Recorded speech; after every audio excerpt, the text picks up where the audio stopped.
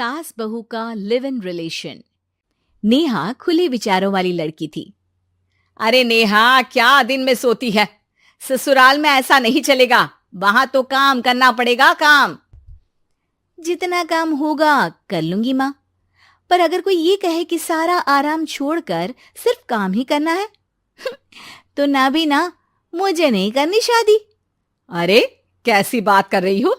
अच्छा चलो जाकर नहा लो, मैं नाश्ता लगा देती हूँ, फिर तुम्हें कॉलेज भी तो जाना है। नेहा कॉलेज के लिए निकल जाती है। वो सोचने लगती है कि ससुराल में वो कैसे मैनेज करेगी। क्या हुआ नेहा, परेशान लग रही हो? अरे यार, तू तो मुझे जानती है ना, मुझे अपनी लाइफ बिल्कुल परफेक्ट चाहिए, लेकिन लग नहीं रहा लोग मानेंगे। यार, कहीं मेरी शादी ऐसे घर ना हो जाए जहां मेरी जिंदगी ही नरक हो जाए। अरे मैंने ना कल एक इंग्लिश फिल्म देखी थी, उसमें भी कुछ ऐसी ही समस्या थी हीरोइन की। अच्छा, तो फिर क्या किया उसने?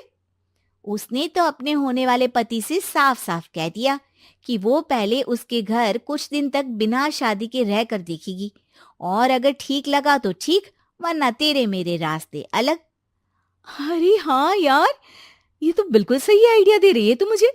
चल मैं तो चली, थैंक्स यार, तूने मेरी प्रॉब्लम सॉल्व कर दी। ये बोलकर नेहा खुशी खुशी वहां से निकल जाती है, लेकिन पीछे से उसकी सहेली कहती है, अरे नेहा, नहीं नहीं, कुछ नहीं सुनना मुझे। ये बोलकर वो वहां से चली जाती है। हे भगवान, पूरी बात सुने बिना ही चली गई। अरे वो तो विदेशी फिल्म थी, वहां सब चलता है, लेकिन ये तो भारत है, सभ्यता और संस्कारों वाला देश, जहां शादी से पहले लड़की को ससुराल में नहीं रखा जाता। खैर, नेहा मस्त होकर घर आती है। नेहा, कल तुझे लड़के वाले देखने आने वाले हैं, और हाँ, इस बार कोई बहाना नहीं चलेगा। हाँ हाँ, आने दो आने दो, मैं तैयार हूं शादी के लिए। अगले दिन लड़के वाले आते हैं, जहां लड़का कहता है, मुझे अकेले में लड़की से कुछ पूछना है। हाँ हाँ, क्यों नहीं बेटा, जाओ नेहा, घर तो दिखा दो इन्हें। नेहा भी खुश हो जाती है कि उसे मौका मिल गया है लड़के से अपनी शर्त रखने का। देखो, मुझे ना शादी से बहुत डर लगता है, पता नहीं कैसी लड़की आए, तालमेल बना पाए कि नहीं मेरे परिवार से। मैंने कई घरों में रोज का क्लेश होते देखा है। तुमने तो मेरे दिल की बात कर दी। मैं भी यही सोच रही थी कि भाई सास तो अच्छी होनी चाहिए, पति सपोर्ट करे ना करे, रहना तो पूरे दिन सास के साथ है। लेकिन मेरे पास ना इसके लिए एक बहुत अच्छा आइडिया है। अच्छा, कैसा आइडिया? क्यों ना शादी के पहले मैं कुछ दिनों तक तुम्हारे घर आकर रह लूं, तुम लोग मुझे समझ लेना, मैं तुम लोगों को समझ लूंगी। ठीक लगा तो शादी, वरना टाटा बाय बाय। क्यों? लड़के को नेहा की बात में दम लगता है। वो घर के सभी लोगों के सामने नेहा की बात रखता है। अरे पागल हो गई है क्या? ये कैसी शर्त है? अरे शादी से पहले मैं क्यों तुझे किसी और के घर भेजूंगी रहने?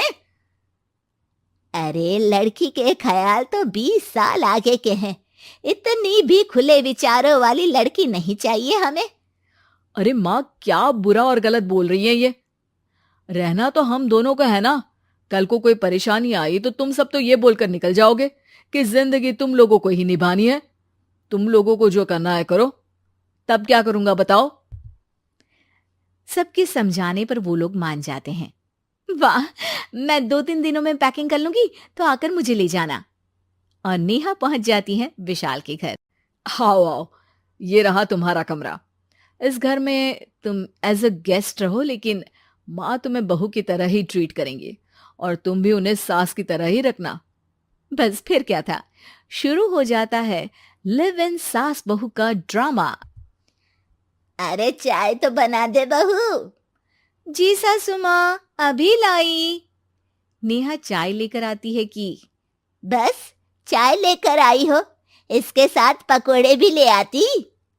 लेकिन आपने तो बताया ही नहीं कि आपको चाय के साथ पकोड़े भी चाहिए। हाँ हाँ, अब तो पता चल गया ना। रात को खाना खाने के बाद नेहा किचन में खटर पटर कर रही होती है। क्या हो रहा है वहां नेहा? माँ जी, मैं ना रात को अदरक वाली चाय पीकर सोती हूँ, ये मेरी आदत है। अच्छा, तो जरा मेरे लिए भी बना देना। दोनों सास बहू रात को चाय पीती हैं।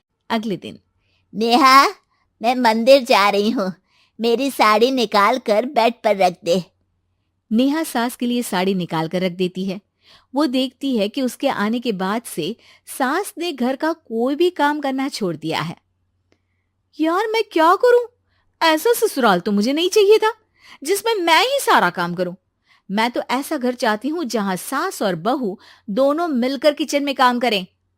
हे भगवान, रात को चाय पी ली, पेट में गैस बन गई, अब तो चला भी नहीं जा रहा है।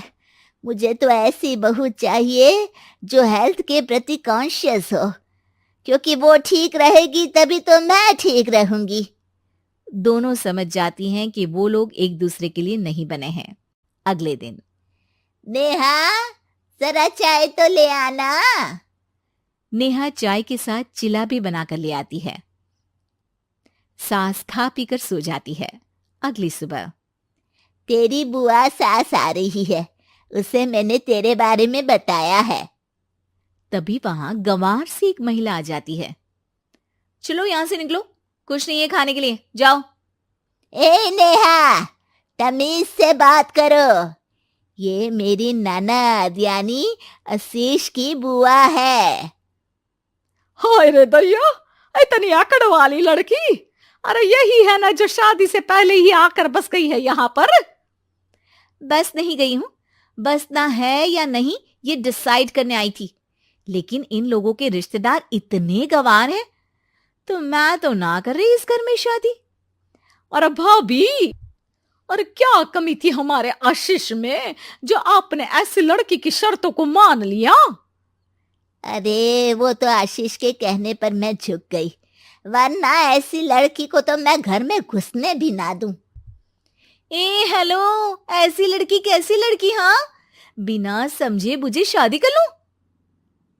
अब तो समझ गई ना कि हम लोग गांव के हैं। भाभी को खाट पर सोना और रिश्तेदारों का गांव से आना जाना तो लगा ही रहना है इस घर में। हाँ हाँ, मैं तो किसी मॉडर्न घर में शादी करूंगी। ये बोलकर नेहा वहां से चली जाती है। अपने घर में आकर नेहा कहती है, ना मां ना, लिव इन में रहकर देख लिया, ये गांव के लोगों का कोई भरोसा नहीं है।